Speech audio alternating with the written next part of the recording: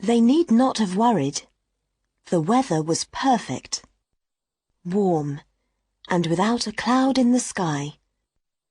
The gardener had been at work since dawn, cutting and brushing the lawns, until the green grass shone.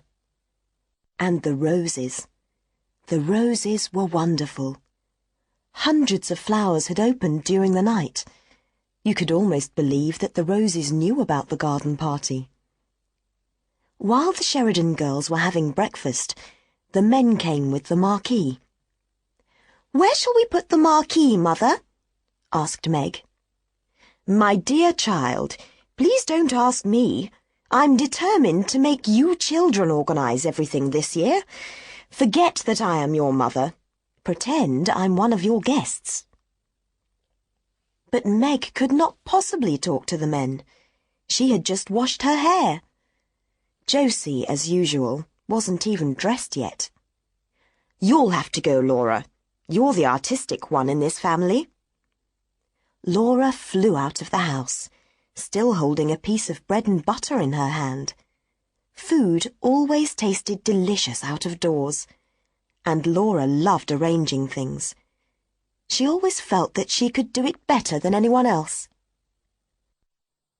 4 men were waiting on the garden path. They were carrying big bags of tools and looked very serious. Laura wished she had left her bread and butter in the house. She blushed and tried to look businesslike. "Good morning," she said, copying her mother's voice. But it sounded so silly that she was ashamed and asked, just like a little girl, "Oh, have you come? Is it about the marquee?" "That's right, miss," said the tallest of the men. He pushed back his hat and smiled down at her. His smile was so friendly that Laura felt better immediately. What nice eyes he had. Small, but a lovely dark blue. All the men were smiling now. "Cheer up, we won't bite," they seemed to be saying. How very nice workmen were. And what a beautiful morning. She mustn't mention the morning. She must be businesslike. The marquee. "Well, shall we put it on the lawn over there?" She pointed with the hand that was not holding the bread and butter. They all turned and stared. The tall man frowned. "I don't like it," he said. "You wouldn't notice it there. You see, with a thing like a marquee, you want it where it hits you. Bang in the eye, as you might say." Laura had been brought up in a way which made her wonder for a moment whether a workman should use an expression like bang in the eye to her. But she understood what he meant. "A corner of the tennis court?" she suggested. "But the band's going to be in one corner." "Having a band, are you?" said another workman. He was pale, with a tired look in his dark eyes. What was he thinking? "Only a very small band," Laura said gently. Perhaps he wouldn't mind a very small band. But the tall man said, "Look here, miss. That's the place. By those trees. Over there." By the karaka trees. The marquee would hide them. And the karaka trees were so lovely, with their big, shiny leaves and orange fruit. Must they be hidden by a marquee? They must. The men were already carrying their bags of tools across the lawn. Only the tall man was left. Suddenly, he bent down, touched a rose, and pulled it gently towards him to smell it. When Laura saw him do that, she forgot about the karacas. He was a workman who loved the perfume of roses. How many of the men that she knew cared about things like that? Oh, how nice workmen are, she thought. Why couldn't she have them for her friends, instead of the silly boys she danced with, and who came to Sunday night's supper. She liked these men much better. It's all the fault, she decided, of these stupid differences in social class. Well, for her, there were no differences. Absolutely none at all, not a single one. And now there came the sound of hammers. Someone whistled. Someone called out, "Are you all right, mate?" Mate! How friendly they were! Just to show how happy she was, how she liked being among these friendly men, Laura took a big bite out of her bread and butter. She felt just like a work girl. "Laura! Laura! Where are you? Telephone, Laura!" a voice cried from the house. "Coming!" She ran across the lawn, up the path, and into the house. In the hall, her father and Laurie were brushing their hats, getting ready to go to the office. "I say, Laura," said Laurie, "take a look at my coat, can you, before this afternoon? I think it needs ironing." "All right," she said. Suddenly, she couldn't stop herself. She ran up to Laurie and threw her arms around him. "Oh, I do love parties, don't you?" she cried. "I'll say I do," said Laurie's warm, boyish voice. He gave his sister a gentle push. "Run off to the phone, old girl." The telephone. Yes, yes, oh yes. Kitty? "Good morning, dear. Come to lunch, my dear." "It will be nothing special, just what's left over." "Yes, isn't it a perfect morning?" "Yes, wear your white dress." "One moment, Mother is saying something." Mrs. Sheridan's voice floated down the stairs. "Tell her to wear that sweet hat she wore last Sunday." "Mother says you must wear that sweet hat you wore last Sunday." "Good. 1 o'clock. Bye-bye." Laura put down the phone, took a deep breath, and stretched out her arms. Then she stood still, listening. The house was alive with sounds of running feet and distant voices. Somewhere down in the kitchen, a door opened and closed. Sunlight and little warm winds played in and out of the windows. Darling little winds. The doorbell rang, and she heard a man's voice, and then Sadie saying, "I'm sure I don't know. Wait, I'll ask Mrs. Sheridan." "What is it, Sadie?" Laura came into the hall. "The flowers have come from the shop, Miss Laura." And there they were, by the door. Box after box, full of pots of pink lilies. No other kind. Nothing but lilies. Big pink flowers, wide open and almost frighteningly alive. "Oh, Sadie," said Laura. She bent down to touch them, half expecting the flowers to burn her fingers. "It must be a mistake," she said softly. "Nobody ever ordered so many. Sadie, go and find Mother." But at that moment, Mrs. Sheridan appeared. "It's quite right," she said calmly. "I ordered them. Aren't they lovely?" She touched Laura on the arm. "I was passing the shop yesterday, and I saw them in the window. I thought, for once in my life, I shall have enough lilies. The garden party will be a good excuse." "But I thought that we children had to organise everything this year," said Laura. Sadie had gone, and the man from the flower shop was outside. She put her arm around her mother's neck, and gently, very gently, she bit her mother's ear. "My darling child, you wouldn't like me to be a sensible mother, would you? Don't do that. Here's the man. He was carrying in another box of lilies. "Put them here, please, on either side of the door," said Mrs. Sheridan. "Don't you agree that they'll look best there, Laura?" "Oh, yes, Mother." In the sitting room, Meg, Josie, and little Hans were arranging the furniture.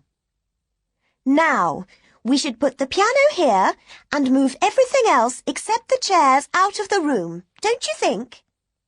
"Exactly. Hans, move these tables into the smoking room and then brush the carpet and... One moment, Hans." Josie loved giving orders to the servants, and they loved obeying her. She made them feel that they were all acting together in some exciting play. "Tell Mother and Miss Laura to come here at once." "Very good, Miss Josie." She turned to Meg. "I want to hear what the piano sounds like, in case I have to play this afternoon." Pom-ta-ti-ta-ti-ta. At the sound of the piano, Josie's face changed. She looked with eyes full of suffering at her mother and Laura as they came in. "This life is weary," she sang. "A tear, a sigh, a love that changes, and then goodbye." But on the word goodbye, although the piano sounded desperately sad, a big, bright, completely unsympathetic smile appeared on Josie's face. "Aren't I singing well today, Mummy?" she said happily, and started to sing again. "This life is weary, hope comes to die, a dream." But Sadie had come in. "What is it, Sadie?" "Please, Miss Josie, Cook says she needs the flags for the sandwiches." "The flags for the sandwiches, Sadie," Mrs. Sheridan said in a dreamy voice, and the children knew by her face that she hadn't got them. "Let me see. Tell Cook I'll get them to her in 10 minutes. Sadie went. "Now, Laura," said her mother quickly, "come with me into the smoking room. I've got the names on the back of an envelope. You'll have to write them on the flags for me. Meg, go upstairs and brush your hair. Josie, go and dress immediately. Quickly, children, or I shall have to speak to your father about you. And Josie, if you go into the kitchen, try and calm Cook down, will you? I'm quite frightened of her this morning." Mrs. Sheridan found the envelope and told Laura what to write on the flags for the sandwiches. "Chicken and banana. Have you done that one?" "Yes." "Egg and..." Mrs. Sheridan held the envelope away from her. "Fish. Can this possibly say fish?" "Yes, Mother dear," said Laura, looking over her shoulder. "Fish? It sounds absolutely horrible. Egg and fish." The flags were finished at last, and Laura took them to the kitchen. Josie was there talking to the cook, who looked perfectly calm and cheerful. "I've never seen such beautiful sandwiches," Josie was saying enthusiastically. "How many kinds are there?" 15, Miss Josie. "Well, Cook, I congratulate you."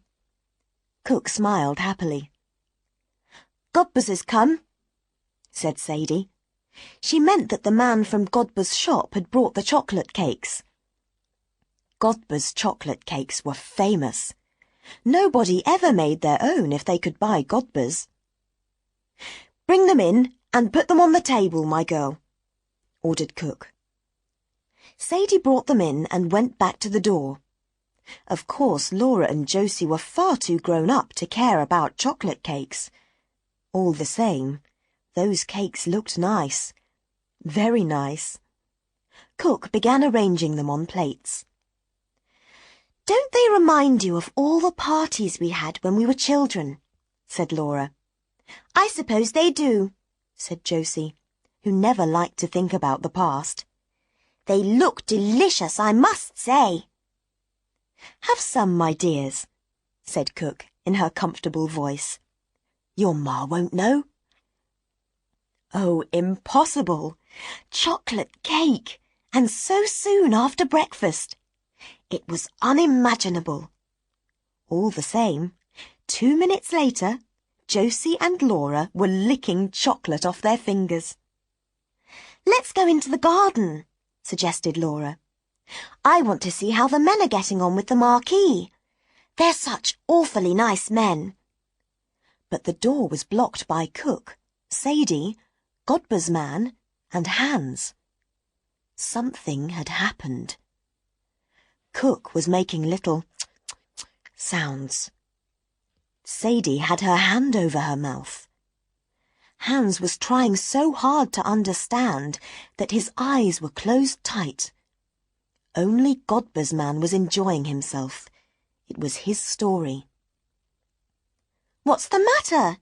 What's happened?" "There's been a horrible accident," Cook said. "A man's been killed." "A man killed? Where? How? When?" But Godber's man wanted to tell the story. "You know those little cottages just down the road from here, miss?" Of course she knew them. "Well, there's a young fellow living there. Scott, he's called. He's got a horse and cart. Something frightened the horse in town this morning. The cart turned over, and this fellow Scott was thrown out. He fell in the road on the back of his head. Killed." "Dead?" Laura stared at Godber's man. "Dead when they picked him up," Godber's man said with enjoyment. "They were taking the body home as I was coming here." Then he said, "He's left a wife and 5 little ones." "Josie, come here." Laura took her sister's hand and pulled her across the kitchen and through the door. "Josie," she said, "how can we stop everything?" "Stop everything, Laura?" cried Josie. "What do you mean?" "Stop the garden party, of course." Why did Josie pretend not to understand? But Josie was even more surprised. "Stop the garden party? My dear Laura, don't be unreasonable. Of course we can't stop the party. Nobody expects us to. Don't be so silly." "But we can't possibly have a garden party with a man dead just outside the front gate." That really was silly, because the Sheridans' house was on a hill, and the cottages were right down at the bottom of the hill. There was a wide road between them. True, they were still much too near. They were not suitable neighbours for people like the Sheridans. The cottages were ugly little low brown things. Nothing but rubbish grew in their gardens. Even the smoke coming from their chimneys looked poor and mean. The people who lived in them lived by washing other people's clothes, or mending shoes, or cleaning chimneys, and they all had far too many children. When the Sheridan children were little, they were not allowed to go near the cottages, in case they heard bad language or caught some awful disease. But now that they were grown up, Laura and Laurie sometimes walked past. It was dirty and unpleasant, but Laura and Laurie believed that they should experience all sides of life. They must go everywhere. They must see everything. "Think how that poor woman will feel if she hears a band playing," said Laura. "Oh, Laura!" Josie began to be seriously annoyed. "If you want to stop a band every time someone has an accident, you're going to have a very difficult life. I'm just as sorry about it as you are." A hard look came into her eyes. She looked at her sister in the way she had looked when they were little girls fighting together.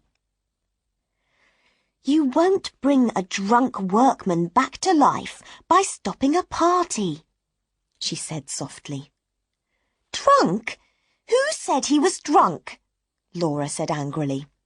She said, just as she had done when she was little, I'm going to tell Mother.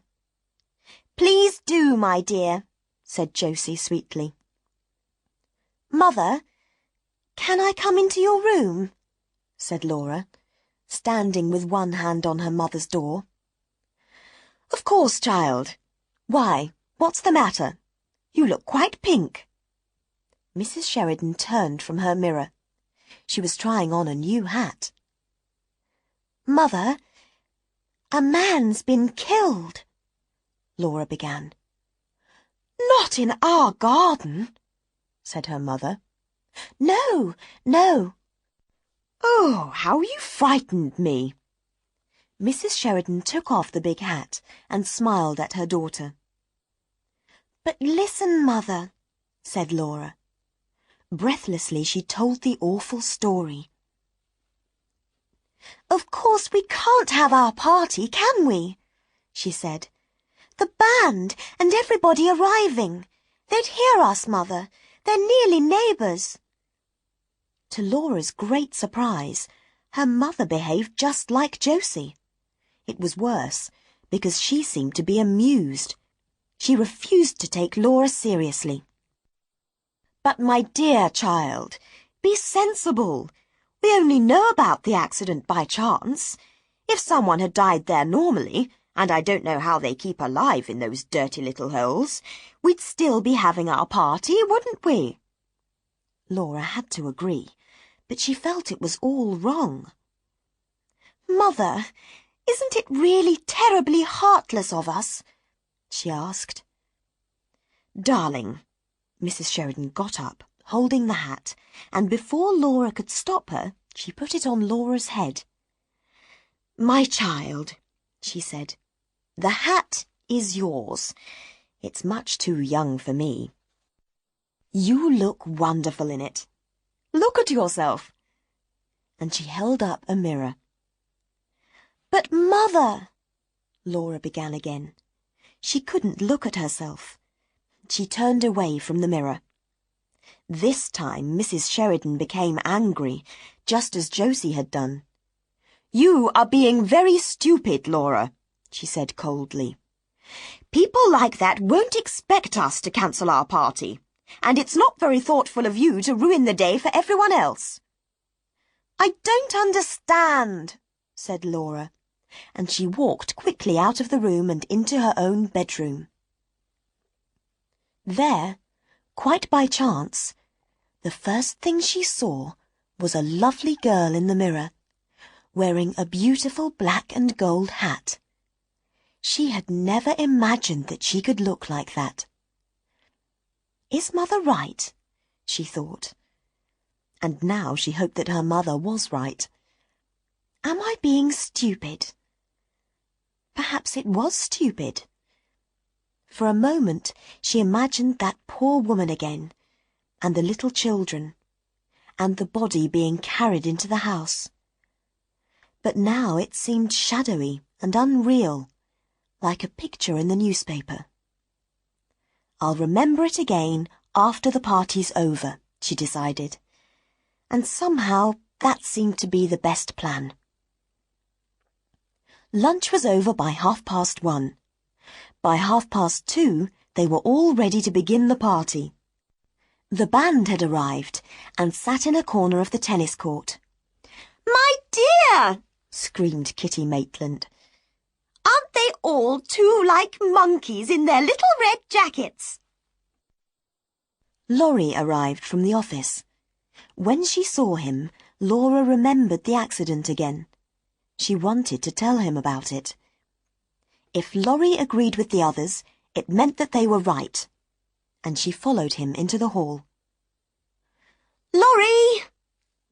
Hello! He was halfway upstairs, but when he turned and saw Laura, he stopped and stared at her. My word, Laura! You look wonderful, said Laurie. What an absolutely topping hat! Laura said quietly. Is it? And smiled at Laurie. She didn't tell him about the accident. Soon after that, people started to arrive. The band began to play. The hired waiters ran from the house to the marquee. Wherever you looked, there were couples walking, looking at the flowers, greeting friends, moving on over the lawn. They were like bright birds that had come to visit the Sheridans' garden for this one afternoon, on their way to... where? Ah, what happiness to be with people who are all happy, to shake hands, kiss, smile. Darling Laura, how well you look! What a beautiful hat, child! Laura, you look quite Spanish. I've never seen you look so lovely. And Laura, happy, answered softly. Have you had tea? Won't you have an ice cream? The coffee and brandy ice creams really are rather special. She ran to her father and begged him, Daddy, darling, can the band have something to drink? And the perfect afternoon slowly opened, slowly turned to the sun, and slowly closed like a flower. The most enjoyable garden party. The greatest success. Quite the most delicious... Laura helped her mother with the goodbyes. They stood side by side until all the guests had gone. All over, said Mrs. Sheridan. Go and find all the others, Laura. Let's go and have some fresh coffee. I'm exhausted. Yes, it's been very successful, but oh, these parties. Why do you children insist on giving parties? And they all sat down in the empty marquee. Have a sandwich, Daddy dear. I wrote the flag. Thanks. Mr. Sheridan took a bite, and the sandwich was gone. He took another. Did you hear about a nasty accident that happened today? He said. My dear, said Mrs. Sheridan, holding up her hand, we did. It nearly ruined the party. Laura wanted us to cancel everything. Oh, Mother!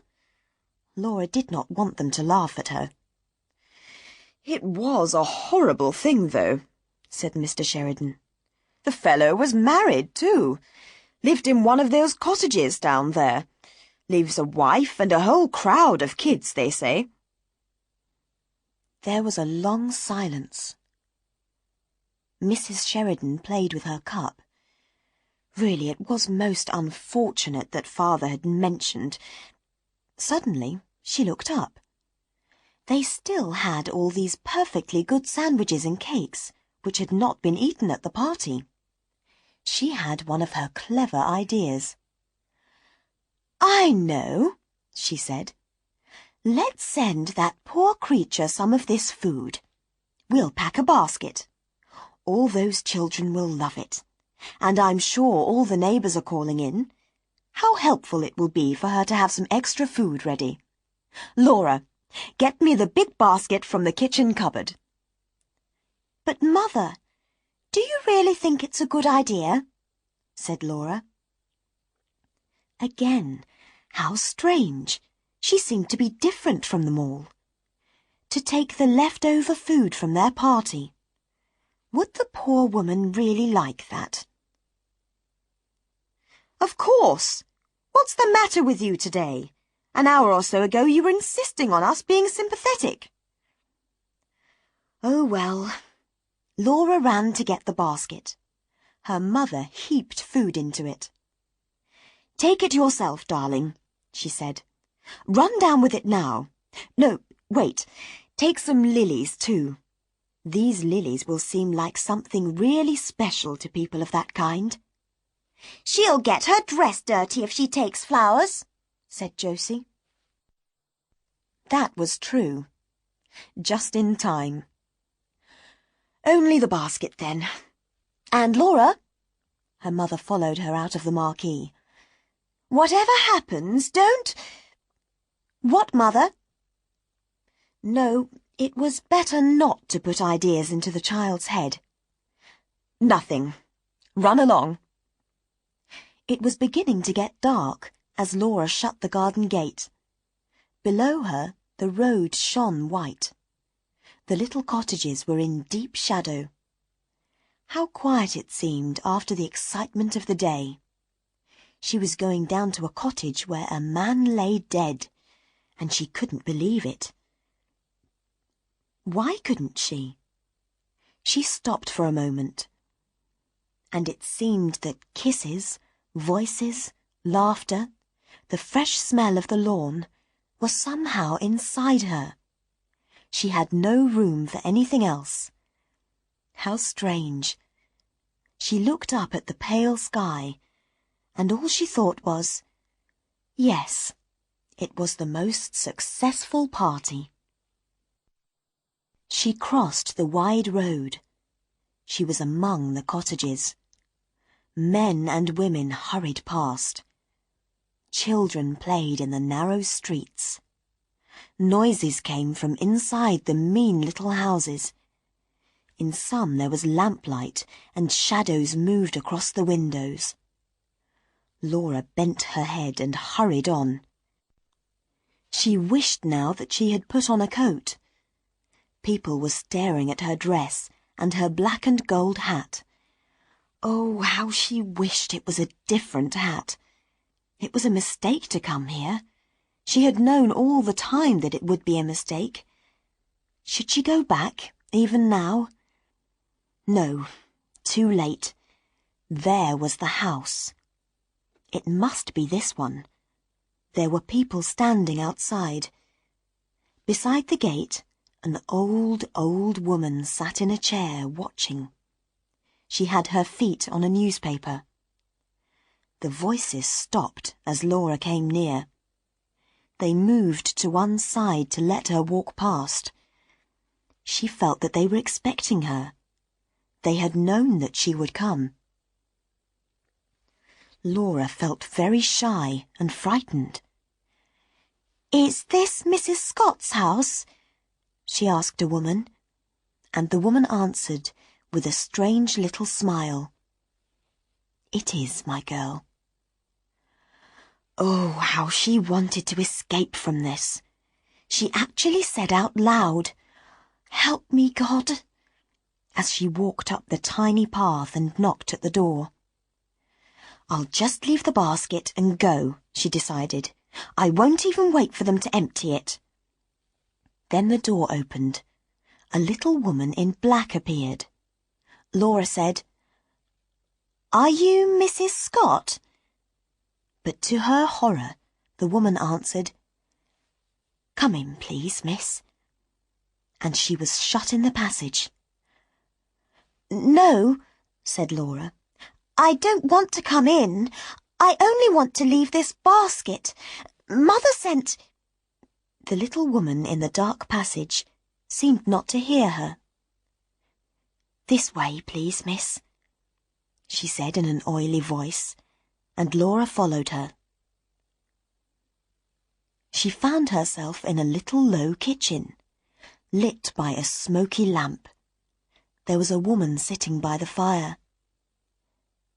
"Em," said the little creature who had let her in. "Em, it's a young lady." She turned to Laura. "I'm her sister, miss," she said. "You'll excuse her, won't you?" "Oh, but of course," said Laura. "Please, please don't disturb her. I only want to leave." But at that moment, the woman by the fire turned round. Her face, red-eyed and wet, looked terrible. She didn't seem to understand why Laura was there. What did it mean? Why was a stranger standing in the kitchen with a basket? And more tears fell from those poor red eyes. "All right, my dear," said the sister. "I'll thank the young lady." And she gave Laura an oily smile. Laura only wanted to get out, to get away. She went out into the passage, a door opened, and she walked into the bedroom, where the dead man was lying. "You'd like to see him, wouldn't you?" said Em's sister. "Don't be afraid, my girl. He looks a picture. Not a mark on him. Come along, my dear." Laura went up to the bed. A young man lay there, asleep, sleeping so deeply that he was far, far away from them both. So distant, so peaceful. He was dreaming. Never wake him up again. His eyes were closed, deep in his dream. What did garden parties and baskets and dresses mean to him? He was far away from all those things. He was wonderful, beautiful. While they were all laughing and the band was playing, this beautiful thing had come to the cottages. Happy, happy. "All is well," said that sleeping face. "This is what should happen. I am at rest." But at the same time, it made you want to cry, and Laura couldn't go out of the room without saying something to him. She burst into tears like a little girl. "Forgive my hat," she said. And this time she didn't wait for Em's sister. She found her way out of the house, past all the people. At the corner of the street, she met Laurie. He appeared out of the shadows. "Is that you, Laura?" "Yes." "Mother was getting anxious. Was it all right?" "Yes, quite. Oh, Laurie." She ran to him and took his arm. "I say, you're not crying, are you?" asked her brother. Laura shook her head. She was. Laurie put his arm round her shoulders. "Don't cry," he said, in his warm, loving voice. "Was it awful?" "No," said Laura. "It was absolutely wonderful. But, Laurie—" She stopped. She looked at her brother. "Isn't life—" she began. "Isn't life—" But what life was, she couldn't explain. It didn't matter. She knew he understood. "Isn't it, darling?" said Laurie.